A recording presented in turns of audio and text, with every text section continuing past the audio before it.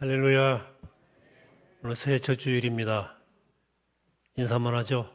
새해 복 많이 받으십시다. 새해 복 많이 받으십시오.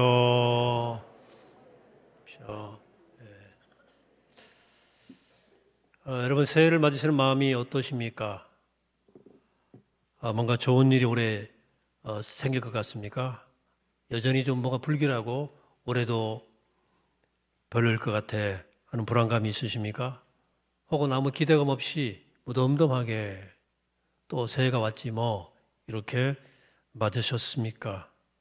지난 한 해 SNS에서 가장 많이 쓰여진 단어가 혐오 또 분노라고 하는 단어였답니다. 분노가 우리 사회의 기본 정서라는 거죠. 이건 뭐 갑자기 생기는 현상은 아니고요. 수년 전부터 우리 사회학자들은 우리 사회가 분노 사회다, 혹은 우울 사회다, 또 파편 사회다 이렇게 이름 붙여 왔습니다.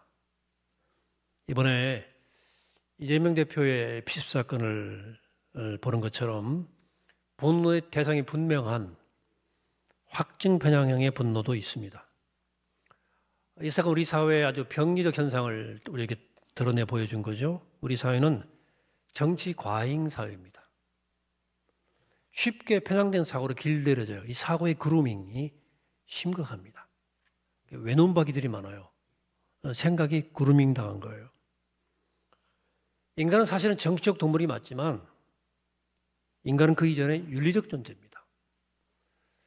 여러분 사람이 있고 정치가 있는 거예요.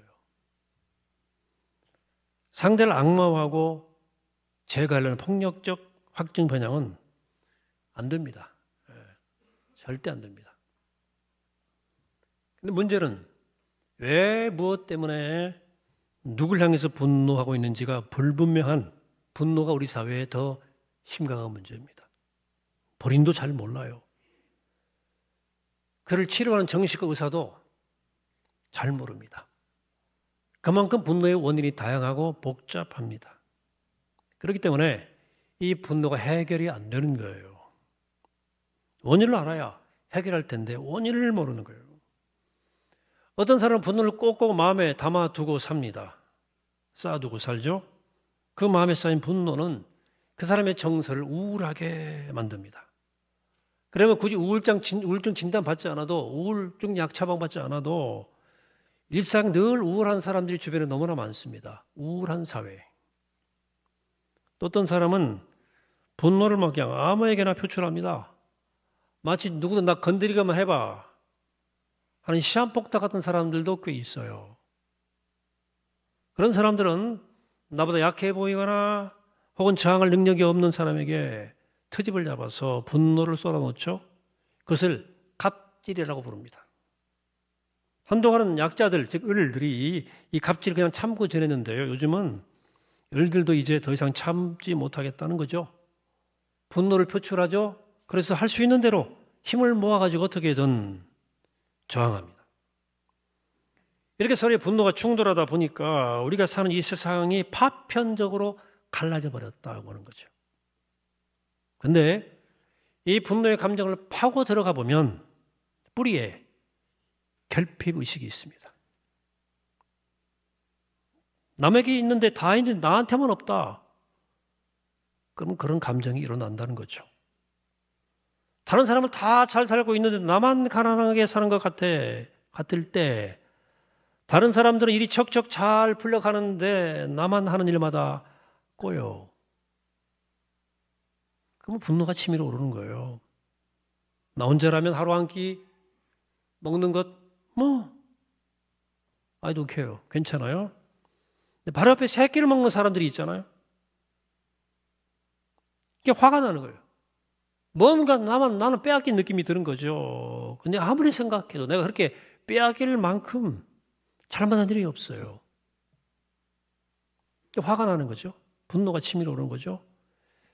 여러분 새해를 시작하는 여러분들의 마음은 어떠신지 모르겠어요. 여러분 마음에 지금 여러 가지 감정이 뒤섞여 있을 겁니다. 감사하는 마음도 있고 염려하는 마음도 있고 또 섭섭함도 좀 있고 분노도 있을 수 있어요. 그런데 그 감정들 가운데 가장 큰 비중을 차지하는 게 뭐냐? 이게 문제죠. 혹 여러분들 마음의 여러 가지 감정 가운데 분노의 감정이 가장 크지 않나 돌아보자. 그 분노에 지배당하는 거거든요. 이제 세 가지의 성격 통독 다시 창세기 1장부터 시작합니다. 창세기 1장은 하나님이 천지를 창조하신 과정을 큰 그림으로 보여주고 있고요. 2장으로 가면 카메라의 포커스를 인간 창조의 과정에 맞춰서 좀 작게 그리죠. 하나님께서 창조 하루를 마실 때마다 하나님이 창조하신 것을 바라보시면서 좋았더라 이렇게 말씀하셨어요. 창조 6째 날 인간 창조를 마치실 때에도 모든 창조를 다 마치셨을 때에도 좋았더라 좋았더라 그렇게 말씀하셨습니다. 여기 좋다는 말의 히브리 토브는 모든 것이 온전한 상태가 되고 서로 잘 조화롭고 균형이 맞고 평화로운 충족한 상태를 뜻하는 말입니다. 토브. 하나님의 창조는 결핍이 없고 모든 것이 충족되었었다는 말입니다. 좋았더라. 하나님은 이 창조 6일 후에 하루를 하나님이 쉬셨어요. 하나님이 쉬었다는 말은 우리가 쉬는 것처럼 생각하시면 안 돼요. 우린 일하다가 지치면 쉬잖아요. 일하기 싫어도 쉬죠. 하지만 하나님은 일하기 싫어서 혹은 피곤해 쉬는 분이 아니에요. 이사야를 통해 주신 말씀 기억하죠? 이사 41장의 말씀 볼까요? 너는 알지 못하였느냐? 듣지 못하였느냐? 영원하신 하나님 여호와 땅끝까지 창조하신 이는 피곤하지 않으시며 곤비하지 않으시며 명철이 한이 없으시다 이렇게 말했잖아요. 하나님이에요. 우린 피조물이기 때문에 일을 하다가 지치기도 하고 실증을 내기도 하지만 하나님은 전능하신 분이니까 하나님은 지쳐서 쉬실 필요가 없는 분이에요. 그러니까 7째 날에 하나님이 쉬셨다는 말은 하나님 피곤해서 그냥 일을 그냥 그만두었다는 뜻이 아니고 일을 다 마치고 완성된 피조세계를 감상하고 누리고 축하하고 즐거워했다는 뜻이에요. 나중에 하나님께서 모세를 통해서 이스라엘 백성들에게 6일 동안 일하고 제7일 쉬라 그랬을 때 안식일을 명했을 때 그 안식이라는 명령은 이 하나님의 안식을 모델로 삼은 거예요. 그렇다면 우리는 일주일에 한 번 일손을 멈추고 하나님이 이미 창조하신 우리에게 허락하신 이것들을 바라보면서 이것으로 충분하다는 사실을 고백하고 그걸 즐거워하고 나누고 축하하고 감사하는 거죠. 그렇게 함으로써 우리가 일주일 동안 일하면서 우리가 빠졌을지 모르는 결핍의식에서 해방되어서 하나님이 주신 것만으로 충분하다 하는 그런 충족의식을 가지고 살아가기 위함이 그게 우리 예배예요. 여러분 무엇 때문에 일주일 동안 혹은 어떤 분들은 주일까지 열심히 일하십니까? 여러분들이 이렇게 열심히 일하는 이유가 뭐예요? 어쩌면 그 대답이 내가 뭔가 부족하고 뭔가 나한테 더 있어야 되고 뭔가 내가 모자라다는 생각 때문일 것입니다. 돈일 수도 있고 그것이 권력일 수도 있고 명예 혹은 쾌락일 수도 있어요. 아니면 남에게 칭찬받고 싶은 인정받고 싶은 욕구일 수도 있어요. 우리 모두는 좀 더 열심히 일하면 이 부족한 것들을 채울 수도 있을 것이고 그러면 내 삶은 더 행복해질 것이라고 생각합니다. 착각입니다. 성경은 그렇게 말한 적이 없어요. 조금 반대로 말해요. 우리가 불행하다 느끼는 이유는 무엇이 결핍되었기 때문이 아니라는 거예요. 그 이유는 우리가 이미 우리에게 주신 것을 알지 못하고 그걸 깨닫지 못하기 때문에 불행하다.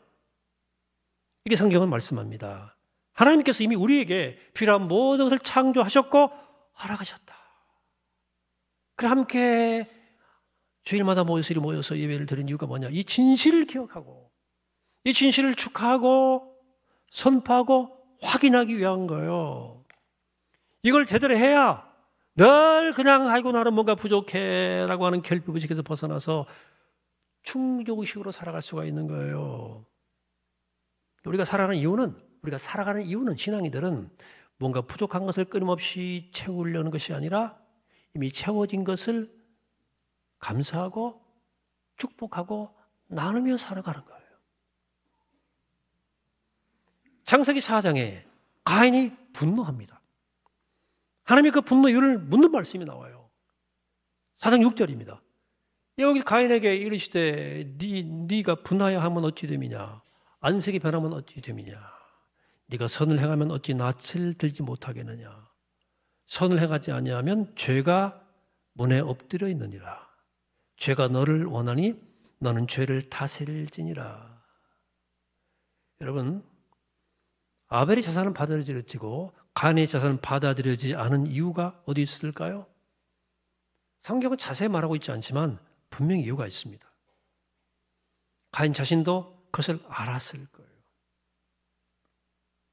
근데 가인은 내 잘못은 돌아보지 않고 하나님께 그리고 아벨한테 분노합니다. 그 분노가 죄가 그의 문 앞에 도사리고 있는 것과 같은 형국이다. 이런 분노의 본질에 대해서 이렇게 정확히 표현할 수가 있을까? 창세기 놀랍습니다. 분노를 품고 사는 것은 죄가 그 사람을 지배하기 위해서 그 죄가 문 앞에서 도사리고 있는 것과 똑같아요. 인생 문 앞에 딱 서 있는 거예요. 그러므로 분노를 어떻게 다루는가에 따라서 그 사람이 죄를 다스리느냐 아니면 죄가 그 사람을 다스리느냐가 판단 결정짓습니다. 우리가 마음에 쌓아두지 말아야 할 것들이 여러 가지가 있는데 그중에 가장 큰 게 분노예요. 우리 얼굴을 악하게 우리 얼굴을 변해 얼굴이 사람이 달라져요. 그리고 혀가 비수처럼 만들어져요. 내 마음이 상해요. 그래서 결국은 죄에 넘어지게 만듭니다. 가인은 결국 죄에 압도당해요. 압도당해버려요. 그래서 동생 아벨을 때려 죽여서 인류 최초의 살인자가 됩니다. 그 죄로 인해서 그 후손들이 두고두고 죄값을 치르죠. 가인의 불행도 결국은 결핍의식의 산물이에요. 성경은 가인의 제물에 무슨 결함이 있었는지 자세히 말하지 않습니다. 하지만 합리적 추론이 가능해요. 우리가 드리는 제물이 하나님께 받아들여지지 않는 중요한 이유는 제물 자체에 결함이 있거나 드리는 사람의 마음의 결함이기 때문에 두 가지밖에 없어요. 그렇다면 가인은 왜 하나님에게 받아들여지지 못하는 제사를 드렸을까? 그것은 하나님으로 만족하지 못하기 때문입니다. 그가 만일 하나님으로 만족하고 하나님께서 마련해 주신 것으로 나는 충분합니다 하는 그런 충족 의지로 살았다면 그의 드리는 제물의 결함이 있을 리가 없습니다. 그의 마음은 하나님께서 받으시기에 합당했을 거예요. 하나님은 마음의 중심을 기뻐하신다고 그랬고요. 인색하지 않은 제물을 기뻐하신다고 그랬어요. 근데 가인은 하나님으로 만족하지 못했던 사람이에요. 분명합니다. 가인이 보기에 스스로 나는 부족한 것이 너무나 많아. 그래서 그는 마음의 중심이 안 들여지는 거예요. 드리는 제물에도 마음을 다할 수가 없어요. 나는 부족하니까. 반면에 동생 아벨은 하나님으로 만족했습니다. 하나님이 나한테 주신 거 다 부족함이 없다. 모든 것도 다 준비해 주실 거야 믿었어요. 때로 부족한 것이 없지 않았습니다. 아벨도. 하지만 그 결핍도 역시 하나님이 허락하신 것이라고 받아들인 인간이에요. 그렇게 믿었기 때문에 그런 하나님께 드릴 때 아낌없이 정성스럽게 최선을 드릴 수 있었습니다. 아벨의 마음과 아벨의 제물은 결핍 의식에서 나온 것이 아니라 충족하다는 의식에서 나온 거예요. 여러분, 세상은 그러므로 둘로 나눠집니다. 하나는 이 세상과 우리 인생에 뭔가 결핍되었다고 보고 그 결핍을 채우기 위해서 살아가는 사람들. 다른 하나는 이 세상과 우리 인생은 이미 필요한 것들로 가득 채워져 있다 믿고 미리 감사하고 또 주시면 나누고 베푸는 사람들입니다. 여러분, 결핍의식으로 살아가는 사람들은 매사에 비판적일 가능성이 크고 충족의식으로 살아가는 사람들은 매사에 긍정적일 가능성이 매우 큽니다. 여러분, 오늘 둘 중에 어느 편에 속한다고 생각하십니까? 여러분들은 불행하게도 우리 대다수는 결핍의식에 붙들려 있어요. 찢어지게 가난한 가정에서 태어나서 스스로 힘으로 성공을 이룬 사람들이 공유하고 있는 치열한 전투력이 있지 않습니까? 치열한 생명력. 어디서 옵니까? 컴플렉스에서 오는 거예요. 결핍의식에서 오는 겁니다. 그렇기 때문에 그런 사람들은 성공한 이후에도 대부분 만족할 줄 몰라요. 여러분, 자수성가한 사람들의 그 가정생활 가운데 행복하지 못한 이유가 바로 여기 있는 거예요. 뼛속 깊이 배인 결핍의식 때문에 충분히 성공한 이후에도 여전히 결핍을 느끼는 거예요. 허처증이 나는 거예요, 속에서. 물론 유복한 환경에 자란 사람이라고 해서 이 결핍의식에서 예외는 아닙니다. 우리에게는 끊임없이 다른 사람과 비교하는 본성이 있어서 이미 충분히 만족할 만한 상황이 있으면서도 다른 사람과 비교해서 결핍을 느껴요. 충분히 만족할 만큼 돈을 벌었는데도 여전히 돈에 목마르고, 충분히 행복한 가정을 가지고 있음에도 불구하고 한눈 팔고, 충분한 여유가 있음에도 불구하고 여전히 인색한 거예요. 여러분, 저 역시 저는 결핍이 많은 가정에서 자라지 않았어요. 근데 저도 내면 깊은 곳에 결핍의식이 있습니다. 자라면서 있었을 텐데, 이제 결정적으로 들어간 게 성장기 때, 청소년기 때인데, 고등학교를 들어갔더니 입시로 들어갔어요. 뛰어난 애들이 많더라고. 그래서 공부 좀 한다고 해서 학교 들어갔는데, 가다 보니까 저는 손도 못 대는 문제를 척척 푸는 아이들이 있는 거예요. 제 안에 약간 결핍의식이 생겼어요. 당시 학교에서 주관식 수학시험 문제 10개 주관식으로 내거든요. 그러니까 동경대학교 입시 문제를 갖다 그대로 내는 거예요. 어우, 손도 못 대겠더라고. 근데 그걸 척척척 푸는 애들이 있는 거예요. 척척척 푸는 거예요. 이 스트레스하고 결핍의식이 이만저만이 아니었어요. 제가 사실 신학대학 입학할 때 우리 신학교가 후기였는데 제가 전기 시험을 안 봤습니다. 선생님이 학교 실적 올려보려고 너도 한번 시험은 봐라. 그런데 제가 안 봤어요. 이유는 떨어져서 신학교 갔다는 소리 듣기 싫었고, 더 중요한 이유는 그 쟁쟁한 친구들과 대결할 자신이 없었습니다. 결핍의식이 있었어요, 제 안에. 약간의 열등감 비슷한 거. 신학교 가가지고 막 공부 열심히 했어요, 신학교에서는. 근데 전공이니까. 분타도 공부했고, 교회 봉사도 열심히 하고, 뭐든 열심히 했습니다. 하지만, 제 모든 행동을 돌아보면, 그것은 다 저의 결핍을 채워주기 위한 수단이었어요. 그 분투 때문에 제가 꽤 뭔가 이루기도 했고, 장학금도 타봤고, 사람들 인정도 받았는데, 그러다가 제 삶에 총체적인 문제가 생기기 시작하는데 20대 중반에 건강 문제로 쓰러져 버리거든요. 제 영혼에 어두움이 깔리는 것을 경험했어요. 제가 목회하면서도 비교적 성실했는데요. 30대 초반부터 담임 목사를 해서 제가 가진 에너지에 비해서 열심히 했어요. 그건 잘해야 한다는 제 안의 결핍의식 때문이었던 것 같아요. 그래서 30대 후반에 또다시 건강의 문제가 또 쓰러졌거든요. 그러니까 그동안에 저의 모든 노력이라고 하는 것이 저의 결핍의식을 해소하기 위한커녕 더 강화만 된 거예요. 결핍의식이 사실은. 성이 안 차니까. 성이 안 차더라고. 다행히도 저는 병상에서 기도와 묵상을 통해서 전역함을 100% 받아들이게 됐습니다. 그리고 주님의 충만함을 덧내봐야 된다. 저의 결핍의식은 하나님과의 친밀함이 없어서 온 것이라 하는 사실을 깨달은 거예요. 영국 시인 프란시스 톰슨이 하늘의 사냥개라는 시에서 이렇게 말했어요. 제가 하나님께 만족하지 못하니 다른 모든 것에서도 만족하지 못한다. 분주하게 신앙생활을 했지만 하나님과 깊은 사귐을 추구했던 것은 아니었던 거예요. 하나님과 저의 관계는 지극히 비상적이고 형식적이었습니다. 그때서야 저는 진짜 결핍을 채우기 위해서 씨름을 시작한 거예요. 그 영적 씨름을 통해서 하나님과의 친밀함을 조금씩 회복해 가기 시작한 겁니다. 그리고 때를 따라서 이유를 달리하면서 끝없이 나를 괴롭히는 결핍의식으로부터 비로소 조금 벗어나게 됐어요. 하나님을 알고 그분이 누구신지를 알고 그분 안에 머물러 있다 보니까 하나님이 다 하시는구나. 이걸 알게 됐어요. 주님 안에 다 모든 것이 있구나. 그걸 좀 알게 됐어요. 주님 안에 있으면 아무것도 부담이 없구나 하는 사실을 피로 살게 되었던 거예요. 저는 그런 의미에서 시편 23편하고 오늘 시편 131편을 굉장히 사랑합니다. 다윗의 시편이거든요. 이 다윗의 시편은 다윗이 하나님과의 뭔가의 친밀함을 깊이 경험하고 한 고백이에요. 고백적, 체험적 고백이에요. 이렇게 기도를 시작합니다. 1절 같이 한번 읽어봅시다. 시작.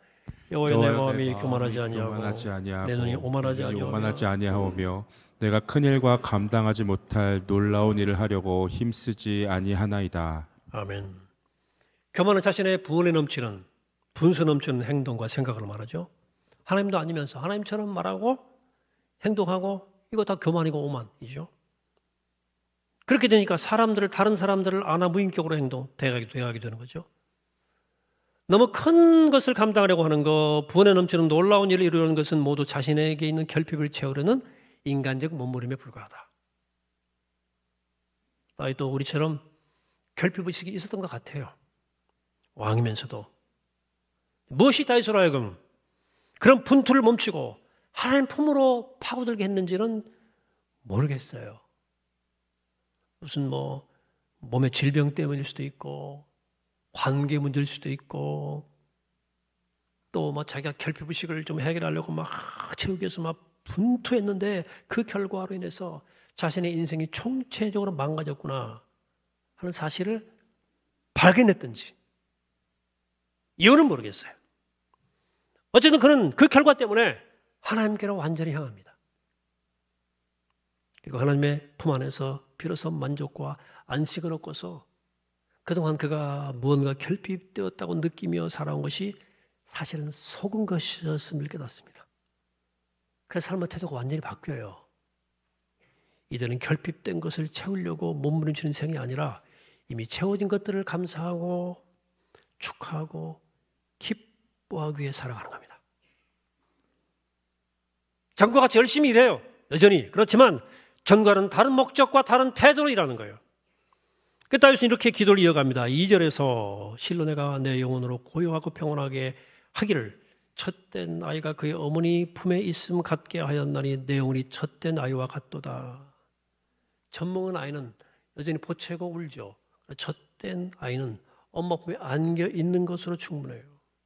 엄마의 따스한 체온을 느끼고 엄마의 향기로운 냄새를 느끼면서 그 따뜻한 품에 안겨서 있는 것으로 족합니다. 다윗은 하나님 안에 만족을 찾은 자신의 영혼이 바로 그렇다고 고백합니다. 그러면서 이 시편을 읽는 사람들에게 이렇게 권면합니다. 3절에서 이스라엘아 지금부터 영원까지 여호와를 바랄지어다. 하나님만 바라라. 이제부터 영원토록 하나님만 의지하라 그 말이에요. 이건 다윗의 이론이 아니에요. 다윗의 체험적 고백이라 그 말입니다. 이 고백을 한 후에도 다윗은 많은 일을 했을 겁니다. 다만 전에는 자신의 결핍을 채우기 위한 목적이었지만 채우려고 그렇게 허덕댔지만 이제는 하나님의 뜻을 이루는 것이 목적입니다. 이대로 웬만한 건 다 자족이 돼요.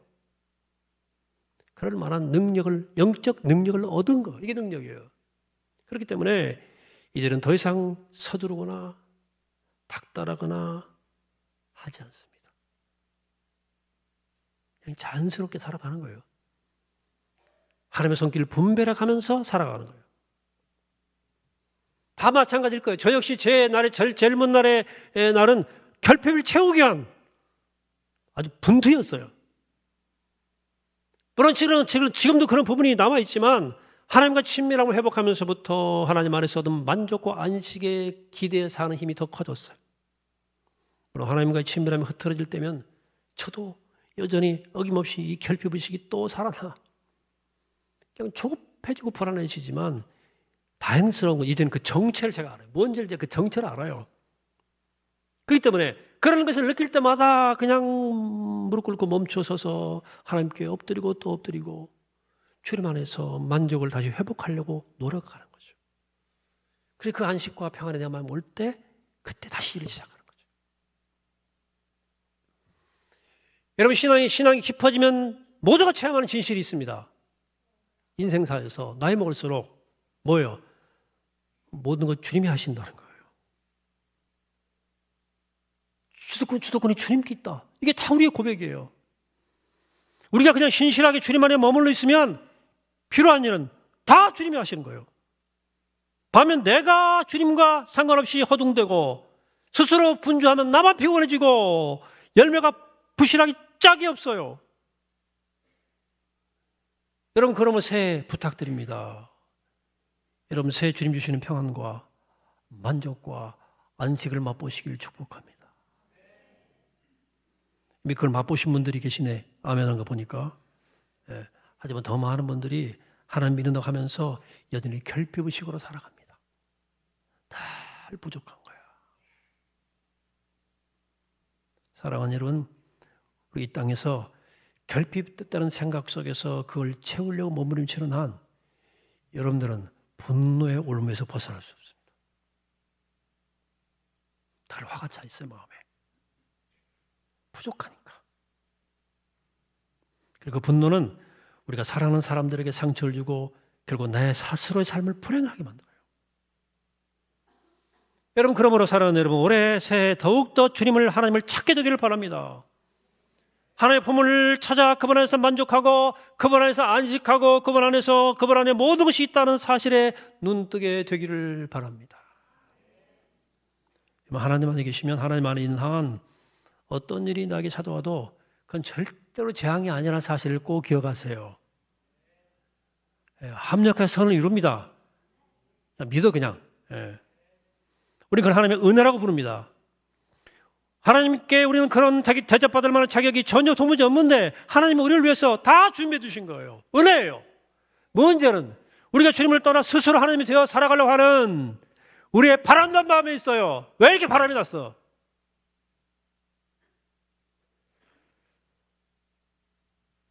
그런 모든 것에 그런 대신 하나님께로 등을 돌리는 순간 우리는 결핍을 느끼게 되고 그 결핍 때문에 허덕이는, 무한 허덕이는 무한 궤도를 또 돌아가는 거예요. 쳇바퀴처럼. 여러분, 그럼 하나님께 돌아오시기 바랍니다. 하나님 품에 안기시기 바랍니다. 하나님 안에 있는 나를 새롭게 발견하시기를 축복합니다. 그리고 이제 결핍의식과 허덕된 인생이 아니라 하나님 안에 만족함을 누린 사람으로서 그 안식과 만족과 평안을 전연시며 살아가는 하늘의 백성이 다 되시기를 이 새해 아침에 주 이름으로 간절히 축원합니다. 기도하겠습니다. 거룩하신 하나님, 영원한 나의 목자시니 내게 부족함이 없습니다.